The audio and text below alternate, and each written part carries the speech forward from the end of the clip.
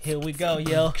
Me and my homie watching Bachelor. You already know Colton is a dirt, cause he's stupid. Keep ahead of B. I need to be like Hannah, please be gone, cause we don't want you around no more. Yeah! It's still boys. We just got done watching The Bachelor, and I spit that hot freestyle for the free. I gotta wipe my spit off. Come on, get professional. All right. So that was a great, tense episode. Oh, Lots so of drama as per usual. And if you couldn't tell by that freestyle, I hate Hannah B. And so let's get right into it. We'll get to Hannah B in just a second. So the ladies and the man went to Singapore this time. First of all, he only gave him an hour to pack for Singapore. I feel like that's not a huge unrealistic. problem. No, that's unrealistic. You need at least a week to pack. They probably gave him more than an hour. That's just for the show. They so. said 1 hour, but really it was until they all were packed. Okay, makes sense. But anyways, let's hop into the 1v1s that happened. Tasia. Well, rather the highlights of the 1v1s. Yeah. Won't talk about all of it. But the first one was Tasia. I didn't know of Tasia until this episode aired, and I really like Tasia now. Right. So we didn't see a whole lot for the past episode. Yeah, we only got 4. So she got some time. There was a corny bungee jumping joke thrown in there. Oh, the joke, if y'all didn't see the episode, you know, he sends the little cards for dates, and the card said, "Let's fall in love." And when she goes for the blind date with Colton, they're bungee jumping. They're falling. Right. Not in love, but to death. Vis-a-vis bungee jumping. He tells stupid dad jokes, and I've hated Colton since that moment. But it went well. Anything happen at all? They were both scared. Right. They didn't jump at the same time. He they was jumped a chicken. Separately. He screamed like a girl, which is okay with me. Yeah. He was proud of her when she jumped and gave her like a kiss or something. Anything else happen? They went to the beach after. Yeah. You know, because when your adrenaline's high, your endorphins are running, you need sexy time. Sexy time. And you can't have sexy time on camera, so they got in swim clothes, which is as close to naked as you can be. On TV touched show, each other. Like, not inappropriately, but like hugged and stuff and rubbed each other. And got some makeout sessions. Yep. So that's that. Tasia got a rose. She got a rose out of it. I'll save this one for next. Let's go to Hannah G. Had a very short 1v1. What's Hannah G's 1v1? I don't even remember. They just like went into the bedroom. Oh yeah, and he was rubbing. Got on some the booty time. Yeah, he rubbed on Hannah G's booty. They didn't talk about anything. She said she wanted to be more open. Yeah, she's gonna. But they didn't say anything.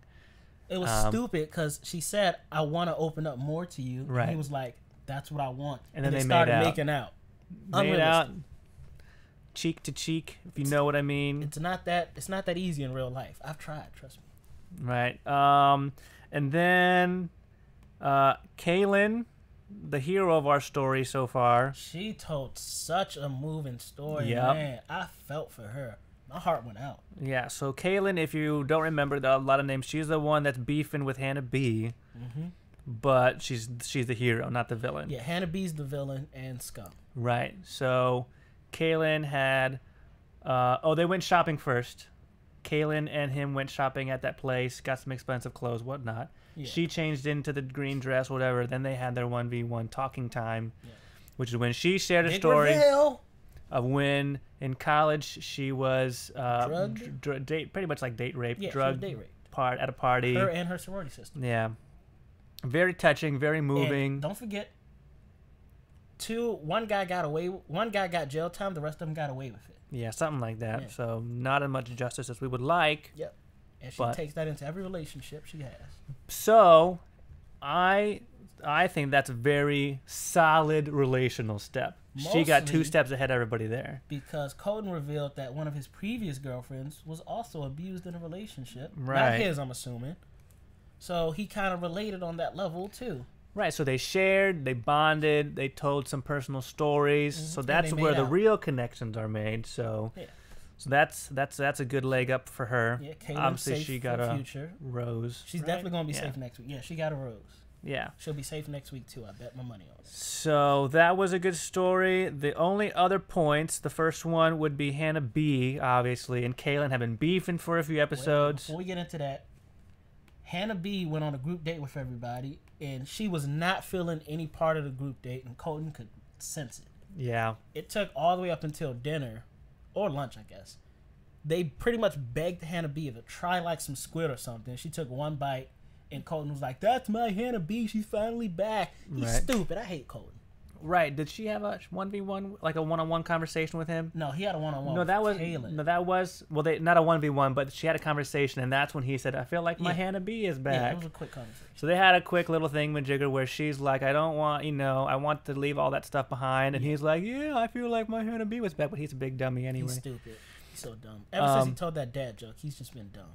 Yeah, and so then after Kaylin's date and story that she told Colton, she had a conversation with Hannah B. She brought the rose with her. Kaylin went out of her way to grab Hannah B to kind of squash the beef. Right. But like you said, that slight shade of bringing her rose with her. Right. I felt that. So they had a conversation.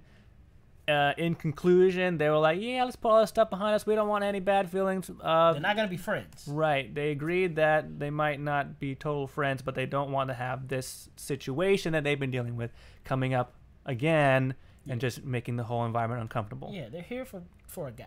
They hugged it out and whatnot, but we all know that deep inside they know they're still fighting for the same guy, so there's still going to be some competition there. Of course. The whole thing is competition. It's a show about a competition. Right. To get a guy.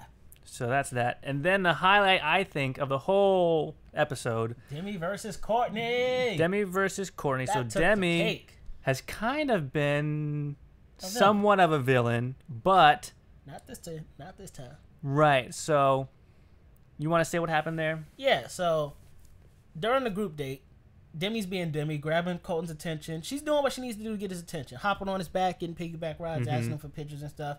Girls are hating on her because she's being proactive. Right. Once they get to the little sit-down where each person has their one-on-one with Colton, Demi's telling Courtney, like, "Yo, you need to be proactive. Go grab him." Because Courtney's like the only girl that hasn't had a one-on-one. Yeah, nobody knows who Courtney is. Right. She's had no FaceTime with Colton, no screen time except for her complaining about how she has not had screen FaceTime with Colton. And after all that complaining, Demi is encouraging her, like, change your mindset. Go get him and talk to him.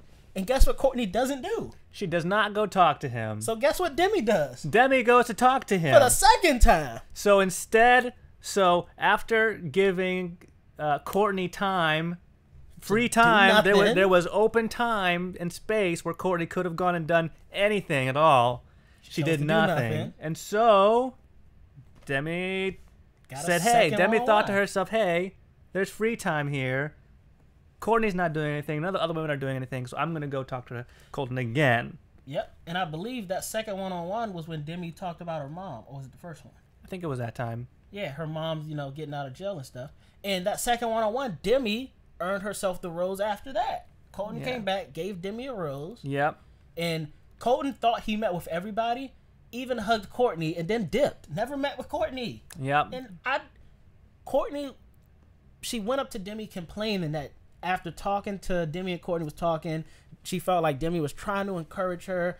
For Demi to go and have a second one-on-one meeting, Courtney felt like that was immature and fake and all that other BS, when it's Courtney's fault for not just going to talk to him. Right. So Courtney and Demi had a conversation about this whole thing, and Courtney is getting all on Demi's case about, like, stealing time that Courtney gave Demi, or Demi gave Courtney. And she called her immature, and they're the same age. Right, immature because Courtney is insecure that Demi is taking the initiative to get what she wants, to take the time, because there's limited time here. Facts. So Courtney's jealous that Demi is being the better player of this game.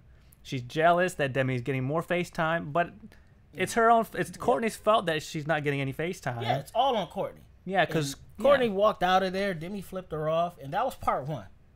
Part two comes almost at the rose ceremony. This is like right before the rose ceremony. Demi pulls Demi pulls Colton to the side and tells her, like, this is the one part where Demi was wrong. She calls Courtney the cancer of the house. Right. Disrespectful and, offensive too. Right, because Courtney hasn't really been a bother to everybody, just to Demi, that we can see. Demi was on Courtney's side up until Courtney had that conversation. Yeah, maybe on the unfilmed portions of the show, maybe there was other things, but as far as we can see, Courtney has not been really doing anything to anybody else.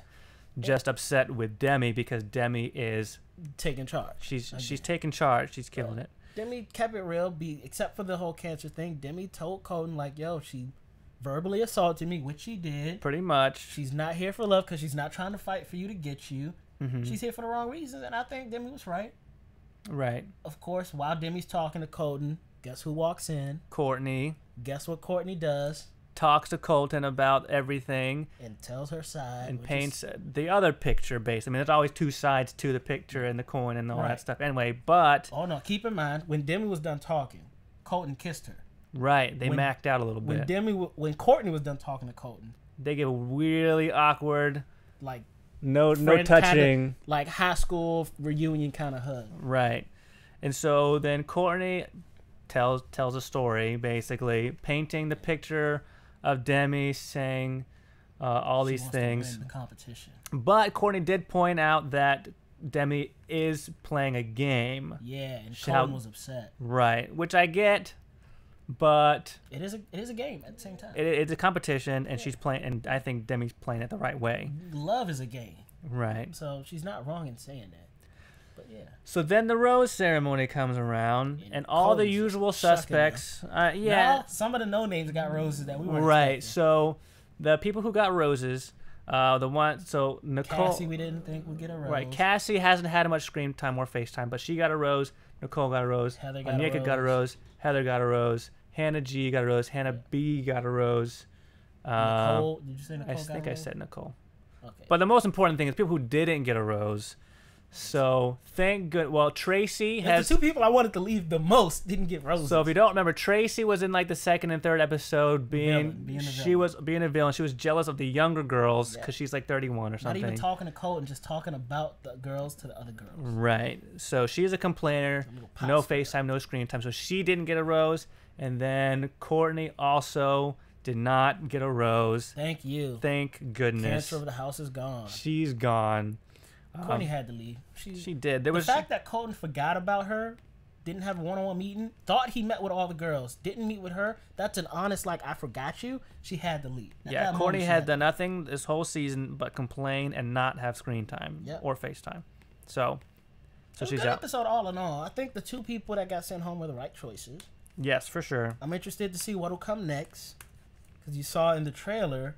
It looks like Colton gets upset at somebody. Right. There's another walkout's happening at some point. It looks like Elise might be leaving of her own accord because she has standards. Right. So the preview painted her kind of like walking around, and they made it look like the other women in the house were talking about her. Yep. So they're painting this picture in the preview that she's the bad guy this next episode. I doubt it. Elise can do no wrong.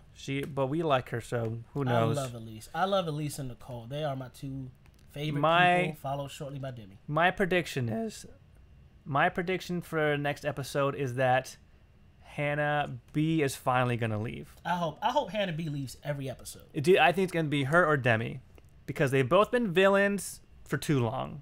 One of them has to go next. Demi's never been a full-fledged villain. She's just been going after what she wants. Right. And she's not tolerating anybody saying she's doing too much. Yeah, she's a villain in my mind, but she's making progress. I don't think Hannah B is making any progress. No, Hannah B's stepping back. So I think Hannah B, if she doesn't make any good steps next episode, she's gonna be gone. I hope so. I want Hannah B gone so bad, but Colton's so dumb she might win. Right. Well, so far none of the other girls have really had any bad run-ins with anybody. It's all been about these other villains. So unless Elise really does become a villain next episode for whatever reason, then I think Hannah B is going to leave. Who was it that was also from Alabama? Hannah G, or was it Hannah G, I think, was from Alabama. So just a quick side note. Hannah B was Miss Alabama. She has a thick Alabama accent that, not to say I hate the accent, but I hate the way Hannah B talks, which is why I want her to go home every week. But Hannah G is also from Alabama. She doesn't have that thick accent. Right. So yeah, they're both from Alabama. Again, just my hate for Heather. Just my hate for Hannah B. Heather's cool. Right. So. But it's gonna be a good one next week. Let us know what you think. If you have any guesses or predictions or comments, let us know what you think about everything. Make sure you tune in for the live stream. We watch The Bachelor live with y'all every Monday at 8 p.m. Eastern Time. Mm-hmm. And also check us out on Friday. We're watching Hell's Kitchen. I think that's 9 p.m. Eastern Time. Yeah. And then if you want to catch us hanging out on Wednesday, you can do that too. We just play some games. Wednesdays we play games. That's the phone, wallet, and games. Oh, yeah. But yeah, what did y'all think of the episode? Like he said, drop those comments down below. We're active in the comment section. We'll be with y'all chatting away. Yeah. What you're looking forward to next week? Give us your thoughts and opinions. And until then, don't forget your phone, your wallet, or them games. Hey, we out there kicking freestyle while we getting all wild, getting out of control, and hit the stop button.